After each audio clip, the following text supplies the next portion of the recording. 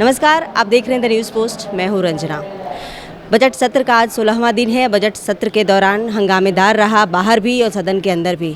आज मेरे साथ इस वक्त बात करेंगे बगोदर विधायक विनोद सिंह। खतियानी 1932 पर मुख्यमंत्री ने जो बयान दिया, उसके बाद से जो छात्र हैं वो पुतला दहन पर उतर आए हैं। उसके छात्र कई तरह की बातें कह रहे हैं। आप कितना सहमत हैं? 1932 खतियानी कह रहे हैं वो कि स्थानीय नियोजन नीति में नहीं लागू हो। बिल्कुल, देखिए पूरे राज्य के लोगों का है कि उसका तरीका क्या निकाल सकते हैं, तारीख क्या हो सकता है, लेकिन पूरे आंदोलन का लब्बो-लुबाब यही है कि इस राज्य में तृतीय और चतुर्थ श्रेणी की नौकरियों में राज्य के मूलवासी हैं, राज्य के लोग रहने वाले हैं, जो खतियानी रहने वाले लोग हैं, यहाँ के लोग, उन लोगों को प्राथमिकता दी जाए। और ये खुद जब 1985 खुद ही अगर अपने बयान में देखें तो उसके 1985 का भाजपा का विरोध कर रहे थे। तो जब आप भाजपा के 1985 का विरोध कर रहे थे तो आपको तो उससे बेहतर ऑप्शन देना होगा, बेहतर विकल्प देना होगा, लेकिन उन्होंने विकल्प के आधार नाम पे लाया सिर्फ मैट्रिक और इंटर, जो कि उससे खराब विकल्प है।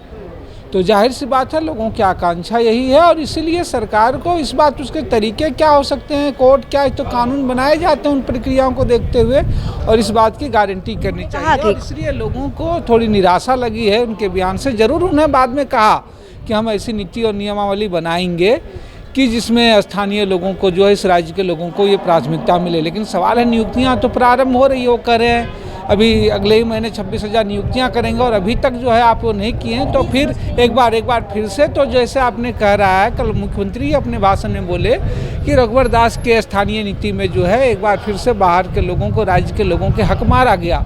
तो फिर जब आपकी ये नियुक्तियाँ शुरू हो जाएगी तो पुनः तो इसकी ही पुनरावृत्ति होगी। इसलिए सरकार को इस पर देर किए बगैर जो राज्य के स्थानीय वासी हैं उनके हित में नीति बनानी चाहिए। बजट सत्र का अंतिम दौर है, कैसा रहा इस बार का ओवरऑल? सबसे मैंने कहा कि विधानसभा में सबसे मुख्य होती है विधायी भूमिका, और आज कई बिलों के दिन थे और बिलों के बारे में सरकार का रवैया बड़ा नकारात्मक है। हमने कहा है कि आज जो 2 बिल लाए थे बिल को प्रवर समिति में भेज देना चाहिए। खास करके कृषि समिति वाले बिल में तो गड़बड़ियां हैं, त्रुटियां हैं, अनुसूची नहीं है, लेकिन सरकार तो सोचती नहीं है।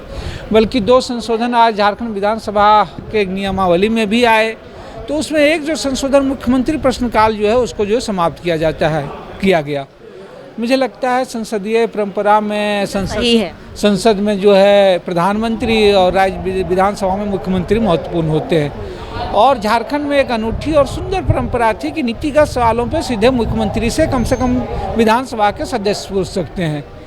नीतिगत सवाल नहीं भी पूछा जाता, पूछ सकते हैं और ये परंपरा बनी रहनी चाहिए। और अगर हमारे देश में प्रधानमंत्री जैसे लोग हो जाएं जो प्रेस कॉन्फ्रेंस भी नहीं करते हैं, बाकी सारी चीज़ें नहीं करते हैं, तो जाहिर सी बात, कम से कम विधायिका तो एक ऐसी जगह थी जहां कम से कम सदस्य मुख्यमंत्री से सीधे सवाल पूछ सकते हैं। तो जाहिर सी बात है ये कहीं ना कहीं एक जो जवाबदेही जिम्मेवारी थी उससे निश्चित है और ये खराब शुरुआत मानी जाएगी। तीसरा जो था दल बदल अधिनियम पे नियमावली में था, उस पर एक संशोधन ला गया है कि अब राज्यपाल को, ये स्पीकर को जो है संज्ञान लेने का अधिकार नहीं रह जाएगा। मुझे लग रहा है कि वो व्यवस्था गलत नहीं था, मैंने लाया भी था संशोधन कि भाई स्पीकर ही कस्टोडियन होते हैं और उनके सामने सदन के अंदर कोई गलतियां गड़बड़ियां हो रही हैं, वो दल बदल के नियमों का पालन नहीं हो रहा है, तो बिल्कुल उनको अधिकार होना चाहिए कि उस पर संज्ञान लें।